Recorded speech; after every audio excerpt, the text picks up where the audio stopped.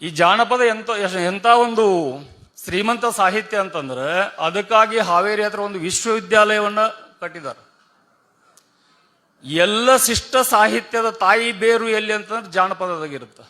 ಆ ಜಾನಪದ ಯಾವುದು ಅಂತಂದ್ರೆ ಆಡಿ ಬಾಣನ ಕಂದ ಅಂಗಾಲ ತೊಳೆದೇನ, ತೆಂಗಿನಕಾಯ ತಿಳಿನೀರ ತಕ್ಕೊಂಡು ಬಂಗಾರದ ಮೋರೆ ತೊಳೆದೇನ, ಹತ್ತರೆಳಲ್ಲವ ಈ ಕೂಸು ನನಗಿರಲಿ, ಕೆಟ್ಟರೆ ಕೆಡಲಿ ಮನೆ ಕೆಲಸ, ಬಸವನಂತ 100 ಮಕ್ಕಳು ಮನೆಯಾಗಿರ್ಲಿ.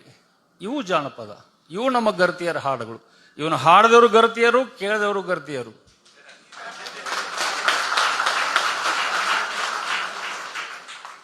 ಈ ಜಾನಪದಕ್ಕೆ ಹೊಯ್ಕೊಯ್ಯಾಗಿ ನಿಲ್ಲುವಂತಹ ಸಾಹಿತ್ಯ ಮತ್ತೆ ಬೇರೆ ಕಡೆ ಬಂದಿಲ್ಲ. ಇಂತಹ ಸಾಹಿತ್ಯವನ್ನ ಹಾಡಿ ಎದಿ ಉಬ್ಬಿಸ್ಕೊಂಡು ಹೇಳು ಇದು ನಮ್ಮ ಸಾಹಿತ್ಯ ಅಂತೇಳಿ, ಇದು ಉತ್ತರ ಕರ್ನಾಟಕದ ಸಾಹಿತ್ಯ ಅಂತೇಳಿ. ಈ ಟ್ಯಾಕ್ಟರ್ನಾಗ ಹಾಕ್ತಾರಲ್ಲ, ಫಸ್ಟ್ ಆಫ್ ಆಲ್ ಅದಕ್ಕೆ ಜಾನಪದ ಅನ್ಬೇಡ್ರಿ, ಸೆಕೆಂಡ್ ಅದಕ್ಕೆ ಸಾಹಿತ್ಯ ಅನ್ಬೇಡ್ರಿ. ನೀವು ಜಾನಪದ ಮತ್ತು ಸಾಹಿತ್ಯ ಅಂತ ಅದಕ್ಕೆ ಅಂದ್ರ ನಮಗ ನಾವು ಅಪಚಾರ ಮಾಡಿಕೊಂಡಾಗ ಸಾಹಿತ್ಯಕ್ಕೆ ಅಪಚಾರ ಮಾಡ್ದಂಗ, ಜಾನಪದಕ್ಕೆ ಜಾನಪದರಿಗೆ ಅಪಚಾರ ಮಾಡ್ಕೊಂಡಂಗ. ಆದ್ರೆ ಇವತ್ತು ನಾವು ಎಲ್ಲಿ ಹೊರಟೇವಿ? ನಮ್ಮ ಜಾನಪದಗಳು ಹೆಂಗಾಗ್ಯಾವು? ಆಕ್ಚುಲಿ ನನಗೆ ಜಾಸ್ತಿ ಗೊತ್ತಿಲ್ಲ. ನಾ ಡ್ರೈವರ ಬಿಟ್ಟರೆ ಬೇರೆ ಹಾಡು ನನಗೆ ಗೊತ್ತಿಲ್ಲ, ಯಾಕಂದ್ರೆ ನಾ ಕೇಳುದಿಲ್ಲ. ಅವನು ಬೇರೆ ಹಾಡುಗಳನ್ನ ನಾ ಕೇಳುದಿಲ್ಲ. ನಾನು ಸಬ್ ಇನ್ಸ್ಪೆಕ್ಟರ್ ಇದ್ದೆ ಕೆಂಬಾವಿಯಲ್ಲಿ. ಯಾವನಾದ್ರೂ ಟ್ರ್ಯಾಕ್ಟರ್ನಲ್ಲಿ ಟೇಪ್ ರಿಕಾರ್ಡ್ ಹಚ್ಕೊಂಡು ಹೋದ್ರೆ ನೀವು ಹೋಗಿ ಕೇಳ್ರಿ, ಕೆಂಬಾವಿಗೆ ಹೇಳ್ತಾರೆ ಅವರು, ಇವತ್ತಿಗೂ ಹೇಳ್ತಾರೆ. ನಾನು ಸ್ಟೇಷನ್ ಆಗಿದ್ದೆ, ನನ್ನ ಕಿವಿಗೆ ಸೌಂಡ್ ಬಿಟ್ಟು ಪೊಲೀಸರು ಓಡಿಸ್ತಿದ್ದೆ ತೊಂಬಾ ಟ್ರ್ಯಾಕ್ಟರ್ ಅಂತೇಳಿ. ಆ ಟೇಪ್ ರಿಕಾರ್ಡ್ ಅನ್ನ ತೆಗೆದು ಟೈಲರ್ನಾಗ ಇಡ್ತಿದ್ದೆ, ಇದರ ಬಟನ್ ಗಾಲಾಗ ಇಡ್ತಿದ್ದೆ, ಬಿಡು ಗಾಡಿ ಮುಂದೆ ಅಂತ ಹೇಳ್ತಿದ್ದೆ. ಆಮೇಲೆ ಅವನ ಕೈ ಕೊಡ್ತಿದ್ದೆ, ಈಗ ನೀ ಹಾಡ್ತೀನಿ ನೋಡಂತೇಳಿ, ನೀ ಹಾಡ್ಕೋತ ಹೋಗು ಈಗ ಅಂತೇಳಿ. ಸಂಗೀತ ಅನ್ನೋದು ನಮ್ಮ ವ್ಯಕ್ತಿತ್ವದ ಮೇಲೆ ತನ್ನ ಗಾಢ ಪ್ರಭಾವವನ್ನು ಬೀರುತ್ತೆ. ಸಂಗೀತಕ್ಕೆ ಸೋಲದ ಮನಸ್ಸು, ಮನುಷ್ಯ ಕ್ರೂರಿ ಇರ್ತಾನೆ ಅಂತ ನಿಮ್ಗೆ ಹೇಳಿದೆ ನಾನು.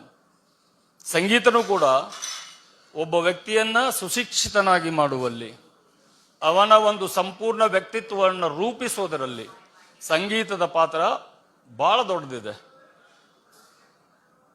ಅದರ ಬಗ್ಗೆ ತಿಳಿದವರಿಗೆ ಗೊತ್ತದು. ಆಮೇಲೆ ಸಂಗೀತವನ್ನ ನಾವು ಯಾವ ರೀತಿ ಸಂಗೀತವನ್ನ ನಮ್ಮ ಮಕ್ಕಳಿಗೆ ಕೇಳಿಸ್ತೀವಿ, ನಾವು ಕೇಳ್ತೀವಿ, ಆ ರೀತಿ ನಮ್ಮ ವಿಚಾರ ಸರಣಿ ಡೆವಲಪ್ ಆಗುತ್ತಾ, ಆ ರೀತಿ ನಮ್ಮ ಮೈಂಡ್ ಹರಿಯಕ್ಕೆ ಸ್ಟಾರ್ಟ್ ಆಗುತ್ತೆ. ನಮ್ಮ ಮೈಂಡಿಗೆ ಭಯಂಕರ ದೊಡ್ಡ ಮ್ಯಾಗ್ನೆಟ್ ಇದು ಮೈಂಡ್. ನೀವೇನು ಕೊಡ್ತೀರಿ ವಿಚಾರಗಳನ್ನ ಅದನ್ನ ಹಿಡ್ಕೋತಿದ್ದದು, ಅದರಾಗ ನಿಮ್ಮನ್ನು ಮುಂದೆ ತೊಗೊಂಡು ಹೋಗ್ತದೆ. ಟ್ಯಾಕ್ಟರ್ನ ಹಾಡ ಕೇಳಿ ನೀವು ಯಾವ್ದಾರ ದೇವ್ರ ಗುಡಿಗೆ ಹೋಗ್ಬೇಕಂದ್ರೆ ಆಗುದಿಲ್ಲ, ಯಾವ್ದಾರ ಹುಡುಗಿ ಮನೆ ಮುಂದೆ ಸುತ್ತಾಡ್ಬೇಕು. ಈ ವಿಚಾರಗಳನ್ನ ಹೇಳುವಾಗ ನೀವು ಸ್ವಲ್ಪ ಸೀರಿಯಸ್ ಆಗಿ ವಿಚಾರ ಮಾಡ್ರಿ. ಇದರಲ್ಲಿ ಯಾವುದು ನಗುವಂತ ವಿಚಾರ ಇಲ್ಲ. ನಿಮ್ಗೊಂದೆರಡು ಹಾಡ ಹೇಳ್ತೇನೆ. ನನಗೆ ಹೇಳಿ ವೀರೇಶ್ ಕಳ್ಸ್ಯ ನನಗೆ ಯಾವ ಜಾನಪದ ಅಂತೇಳಿ. ಎಂತೆಂತಾವು ಅಶ್ಲೀಲ ಇರ್ತಾವಂತ ನೋಡಿದ ಮೇಲೆ ಇನ್ನೂ ಗಾಬರಿ ಆಗೈತೆ ನನಗೆ. ಸೊಂಟ ತೋರಿಸಿ ಗುಂಗ ಏರಿಸಿ ತಿಂಡಿಗೆ ಬಿದ್ದಾಳ ಹಾದರಗಿತ್ತಿ. ಇವು ನಗು ವಿಚಾರ ಅಲ್ಲ, ಬಿ ಸೀರಿಯಸ್. ಈ ತಿಂಡಿಗೆ ಬಿದ್ದಾರ ಅವ್ರ ಮನ್ಯಾಗೂ ಇರ್ಬೋದಲ್ಲ, ಹಾಡ ಬರ್ದಾರ ಮನ್ಯಾಗಿರ್ಬೋದು, ಹಾಡ ಹಾಡುವರ ಮನೆಯಾಗಿರ್ಬೋದು, ಹಾಡ ಕೇಳುವರ ಮನೆಯಾಗಿರ್ಬೋದು. ಇದು ಯಾಕೆ ನಮ್ಗೆ ವಿಚಾರ ಬರೋದಿಲ್ಲ? ನಮ್ಮ ಮನೆಯಾಗ ಹೆಣ್ಮಕ್ಳು ಅದಾರ ಅನ್ನೋ ಖಬರ್ ನಮ್ಗೆ ಯಾಕೆ ಆಗುದಿಲ್ಲ? ನೀನು ಮತ್ತೊಬ್ಬನ ಮನೆ ಹೆಂಗಸರು ನೋಡಿ ತಿಂಡಿಗೆ ಬಿದ್ದಾಳ ಹಾದರಗಿತ್ತಿ ಅಂತ ಹಾಡಿದ್ರೆ ನಿನ್ನ ಮನೆ ಹೆಣ್ಮಕ್ಳು ನೋಡಿ ಇನ್ನೊಬ್ಬ ಹಾಡ್ಬೋದಲ್ಲ. ಇಂಥ ಹಾಡು ಕೇಳಿದ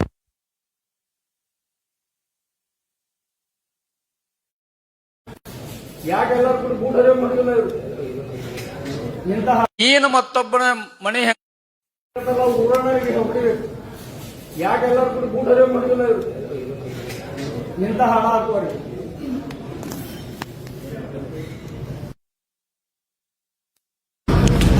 ನೋಡಿ ಸೌಂಡ್ ಹುಡುಗಿ ಮೇಲೆ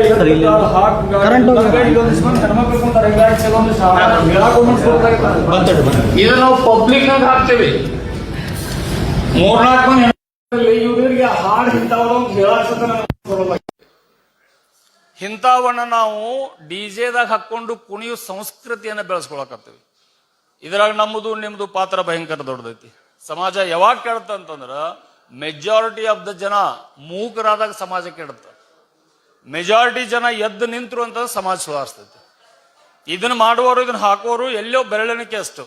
ಬಟ್ ನಾವೆಲ್ಲ ಸುಮ್ಮನೆ ನೋಡ್ಕೊತ ಕುಂದ್ರಾಕತ್ತೀವಿ. ಅಭಿವ್ಯಕ್ತಿ ಸ್ವಾತಂತ್ರ್ಯದ ಹೆಸರಿನಲ್ಲಿ ಏನು ಬೇಕಾದಲ್ಲಿ ಮಾಡಾಕ ನಾವು ಸುಮ್ಮನೆ ಕುಂದ್ರಾಕತ್ತೀವಿ. ಇದರಿಂದ ಅವ್ರ ಹಾಡುಗಳು, ಇಂಥ ಹಾಡುಗಳು ಜಾತ್ರೆ ಬರಾಕತ್ತವ. ಅರಬೆತ್ತಲ ನೃತ್ಯ, ದೇವರ ಹೆಸರಲ್ಲಿ ಜಾತ್ರೆ ಮಾಡ್ತೀವಿ, ಗಣೇಶೋತ್ಸವ ಮಾಡ್ತೀವಿ, ಮಹಾಪುರುಷ ಜನ್ಮ ದಿನಾಚರಣೆ ಮಾಡ್ತೀವಿ. ಅವ್ರ ಫೋಟೋ ಮತ್ತು ಮೂರ್ತಿಗಳನ್ನ ಹಿಂದಿಟ್ಕೊಂಡು ಮುಂದ್ಗಡೆ ಮಣ್ಮಾಣಿತನ ಮಾಡಕತ್ತೇವ್, ನಂಗಾನಾಚ್ ಮಾಡಕತ್ತೇವ್ ನಾವು. ತಿಮ್ಮ ಸಾಯ್ಲಿ ತಿಮ್ಮ ಸಾಯ್ಲಿ ತಿಮ್ಮ ಸಾಯ್ಲಿ ಅಂತಾರೆ. ತಿಮ್ಮಲ್ಲ ಸಾಯೋದು, ಮಣಿ ತಮ್ಮ ಸತ್ತಿರ್ತಾನ.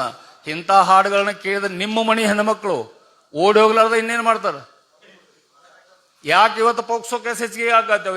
ಯಾಕೆ ಇವತ್ತು ಹೆಣ್ಮಕ್ಳು ಮಣಿ ಬಿಟ್ಟು ಓಡಿ ಹೋಗತ್ತಾರೆ? ಯಾಕೆ ಇವತ್ತು ಹುಡುಗರು, ಇನ್ನು ವಯಸ್ಸಿಗೆ ಬರಲಾದ ಹುಡುಗರು ಹುಡುಗಿಯರು ತೊಗೊಂಡು ಹೋಗಾಕತ್ತಾರ? ಇವತ್ತು ಅವ್ರಿಗೆ ಎಂಥ ಶಿಕ್ಷಣ ಕೊಡಾಕತ್ತೇವ್ ನಾವು? ಅವರ ಮನಸ್ಸನ್ನು ಅರಳಿಸುವುದಲ್ಲ, ಕೆರಳಿಸುವ ಹಾಡುಗಳನ್ನ ನಾವು ಇವತ್ತು ಅವ್ರ ಕೆರಳಿಸೋ ಸಾಹಿತ್ಯವನ್ನು ಅವ್ರಿಗೆ ಕೊಡಾಕತ್ತೀವಿ. ನೀನಿಂಥ ಸಾಹಿತ್ಯ ಬರೀತಿರ್ತೀನಿ, ನಿನ್ನ ಮನೆ ಹೆಣ್ಮಗಳು ಮತ್ತೊಬ್ರು ಕೂಡ ಹುಡುಗಿರ್ತಾವೆ. ನಿನ್ನ ಸಾಹಿತ್ಯದ ಪ್ರಭಾವನೆ ಅದು. ಸೊ ಇದಕ್ಕೆ ದಯವಿಟ್ಟು ಉತ್ತರ ಕರ್ನಾಟಕ ಜಾನಪದ ಅಂದು ಉತ್ತರ ಕರ್ನಾಟಕದ ಜನ ತಲೆ ತಗ್ಗಿಸುವಂತ ಕೆಲಸ ಮಾಡಕ್ ಹೋಗ್ಬೇಡ್ರಿ ಯಾರು. ಇನ್ಮ್ಯಾಗ ಇವಕ್ಕೆ ಓನ್ಲಿ ಅಶ್ಲೀಲ ಹೊಲಸು ಅನ್ಬೇಕೇ ವಿನಃ ಹಾಡನ್ನು ಅನ್ನಕ್ಕೆ ಯೋಗ್ಯ ಇಲ್ಲ ಅವು. ನಿಮಗೆ ಪ್ರೀತಿ ಪ್ರೇಮದ ಹಾಡುಗಳ ಬೇಕಂತಂದ್ರ ಹೋಗ್ರಿ ಹಿಂದ ಕನ್ನಡ ಚಲನಚಿತ್ರ ಎಂತೆಂಥ ಅದ್ಭುತ ಹಾಡುಗಳಿಲ್ಲ. ಅವು ಮನಸ್ಸನ್ನು ಕೆರಳಿಸೋದಿಲ್ಲ, ಮನಸ್ಸನ್ನು ಅರಳಿಸ್ತಾವ. ದೇವರ ಹಾಡುಗಳನ್ನ ನಿಮ್ಮ ಟ್ರ್ಯಾಕ್ಟರ್ನಲ್ಲಿ ಹಾಕ್ರಿ, ದೇವರ ಹಾಡುಗಳನ್ನ ನಿಮ್ಮ ಮನೆಯಲ್ಲಿ ಹಾಕ್ರಿ, ವಚನಗಳನ್ನ ಹಾಕ್ರಿ, ಅಭಂಗಗಳನ್ನ ಹಾಕ್ರಿ, ಭಗವದ್ಗೀತೆಯ ಶ್ಲೋಕಗಳನ್ನ ಹಾಕ್ರಿ, ಕುರಾನನ್ನ ಪಠಣ ಮಾಡ್ರಿ, ಬೈಬಲ್ ಅನ್ನ ಓದ್ರಿ. ಬೇಕಂತಂದ್ರೆ ಅವು ಯಾವ ನಿಮ್ಮ ಮನಸ್ಸನ್ನ ಕೆರಳಿಸುದಿಲ್ಲ, ನಿಮ್ಮ ಮನಸ್ಸನ್ನ ಅರಳಿಸ್ತಾವು. ಅವು ನಿಮ್ಮನ್ನ ದಾರಿ ಬಿಡಿಸುದಿಲ್ಲ, ದಾರಿ ಮೇಲೆ ಇಟ್ಟಿರ್ತಾವ ನಮ್ಮನ್ನ, ನಮ್ಮ ಮಕ್ಕಳನ್ನ. ಬಟ್ ಇವತ್ತು ನಾವೇನು ಮಾಡಾಕತ್ತೀವಿ? 4 ದುಡ್ಡು ಬರ್ತೈತೆ ಅಂತ ಸಗಣಿ ತಿನ್ನೋದು. ರೊಕ್ಕ ಕೊಡ್ತೀನಿ, ಒಂದ್ ಇಟ್ಟು ತಿಂತೀರಿ ಅಂದ್ರೆ ತಿಂತೇವಿ ನಾವು. ಯಾರಾದ್ರೂ ಒಂದು 10,000 ರೂಪಾಯಿ ಕೊಡ್ತೇವೆ, ಒಂದು 5 ಗ್ರಾಮ್ ಸಗಣಿ ತಿನ್ರಿ ಅಂದ್ರೆ ತಿಂತೇವಿ. ಮತ್ತೆ ಇಂಥದ್ದು ಇದು ಸಗಣಿಕೆನ ಹೊಲಸಿದು. ಶರೀರ ಕೆಟ್ಟರೆ ಡಾಕ್ಟರ್ ಔಷಧ ಕೊಡ್ತಾರ. ಮನಸ್ಸು ಕೆಟ್ಟ ಬಿಟ್ರೆ ಅದನ್ನ ರಿಪೇರ್ ಮಾಡಕ್ ಭಾಳ ಟೈಮ್ ಬೇಕಾಗುತ್ತೆ. ಮನಸ್ಸನ್ನ ಕೆಡ್ಸಾಕತ್ತೇವ್, ನಮ್ಮ ಮಕ್ಕಳ ಮನಸ್ಸು ಕೆಡ್ಸಾಕತ್ತೇವ್ ನಾವು, ದೊಡ್ಡವ್ರ ಮನಸ್ಸು ಕೆಡ್ಸಾಕತ್ತೇವ್ ನಾವು. ಅದಕ್ಕೆ ನಾವೆಲ್ಲ ಪಾಲ್ದಾರ ಆಗತ್ತೇವೆ. ಇಂತಹ ಒಂದು ಅಶ್ಲೀಲತೆಯನ್ನ ಬ್ಯಾನ್ ಮಾಡಲೇಬೇಕು. ನಾವು ಯಾರ್ಯಾರು ಸಂಬಂಧಪಟ್ಟವ್ರದಾರ ಅವ್ರಿಗೆ ನೋಟಿಸ್ ಕೊಡೋರದೀವಿ. ಅಶ್ಲೀಲತೆ ಏನಾದರೂ ದೇವಸ್ಥಾನ, ಗುಡಿ, ಮಸೀದಿ, ಚರ್ಚ್ಗಳ ಹತ್ರ ಅಶ್ಲೀಲತೆ, ಅವುಗಳ ಹೆಸರಿನಲ್ಲಿ ಏನಾದರೂ ಮಾಡ್ಕೊಂಡು ಅಶ್ಲೀಲ ನಂಗಾನಾಚ ಅದು ಇದು ಮಾಡಿದ್ರೆ ಅದಕ್ಕೆ ನಾವು ಕಡಿವಾಣ ಹಾಕ್ತೀವಿ. ಇನ್ನು ನಮ್ಮ ಪ್ರಯತ್ನಕ್ಕೆ ನಿಮ್ಮ ಬೆಂಬಲ ಸಿಕ್ಕಿದ್ದು ನಮಗಿನ್ನೂ ಆನೆ ಬಲ ಬಂದಂಗಾಗುತ್ತೆ. ಮೊನ್ನೆ ಒಂದು ದೊಡ್ಡ ಕಾರ್ಯಕ್ರಮ ಮಾಡಿದ್ರು. ಡೊಳ್ಳು ತರಿಸಿದ್ರು, ಕರಡಿ ಮಜಲು ತರಿಸಿದ್ರು, ಗೊಂಬೆ ಕುಣಿದವ್ರನ್ನ ತರಿಸಿದ್ರು, ಆರತಿ ಇದ್ವು, ಕುಂಭ ಇತ್ತು.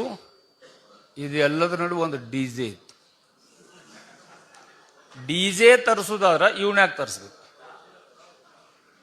ಇದನ್ನ ನಾ ಯಾವಾಗಿಂದ ಕೇಳ್ಕೊತ ಬಂದೆ. ನೀವು ಲಾಸ್ಟ್ ಇಯರ್ ಅಥವಾ ಇನ್ನೊಂದು ವರ್ಷ ಹಿಂದಲೂ ಒಂದು ಜಾತ್ರೆ ಮೀಟಿಂಗ್ ನಾ ಮಾತಾಡಿದ್ದು ನಿಮ್ಗೆ ನೋಡಿರ್ಬೇಕು. ಅದರ ನಾನು ಸರಿಯಾಗಿ ಹೇಳಿದ್ದೆ. ಇದನ್ನ ನಾ ಕೇಳಲಿಲ್ಲ. ಒಂದು 20 ಮಂದಿ ಹೆಣ್ಮಕ್ಳು ಬಂದ್ರು ನನ್ನ ಹತ್ರ. ಡಿಜೆ ತರಿಸೋ ಇದನ್ನೆಲ್ಲ ಯಾಕೆ ತರಿಸ ಅದು ಇದು ಅಂತ ಹೇಳಿ ಹೆಣ್ಮಕ್ಳು ಬಂದ್ರು. ನನಗೆ ಖುಷಿ ಆಯ್ತು. ನಿಮ್ಮ ಜೊತೆ ನಾನು ತನು ಮನ ಧನ 3ರಿಂದ ನಿಮ್ಗೆ ಸಾಥ್ ಕೊಡ್ತೀನಿ. ಒಂದು ರ್ಯಾಲಿ ಮಾಡ್ರಿ ಇದಕ್ಕಂತ ಹೇಳಿ.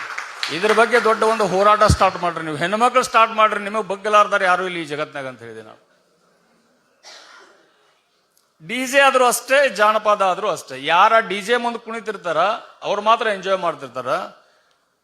ಸುಮಾರು 1000 ಜನ ಶಾಪ ಹಾಕ್ತಿರ್ತಾರ.